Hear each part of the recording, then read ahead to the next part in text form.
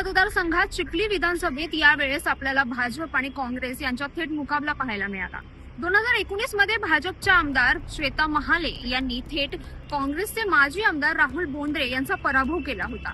परंतु 2024 मध्ये परिस्थिती पूर्णपणे वेगळी होती, कारण काही वरिष्ठ कार्यकर्त्यांना वगळून स्थानिक आमदारांना किंवा कार्यकर्त्यांना संधी दिली जात असल्याचे आरोप यावेळेस करण्यात आले होते।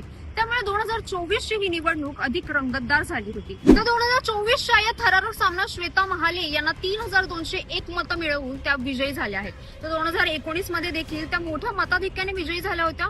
2019 मध्ये श्वेता महाले यांना 93,515 मतं मिळाली होती, तर माजी आमदार म्हणजे काँग्रेसचे माजी आमदार राहुल बोंद्रे यांना 86,705 मतं मिळवून त्यांनी दुसरे स्थान पटकावले होते। तथापि 2024 मध्ये चिखली मतदारसंघातील स्थानिक समस्या, मतदार यादीतील त्रुटी आणि कार्यकर्त्यांमध्ये असलेला असंतोष यामुळे तेथील परिस्थिती ही तणावपूर्ण आहे। चिखली विधानसभा मतदारसंघातील स्थानिक समस्या हे एक केंद्रबिंदू आहे। पाणी टंचाईची समस्या तसेच विकासाच्या मुद्द्यांवर यावेळेस देखील भर देण्यात आला आहे।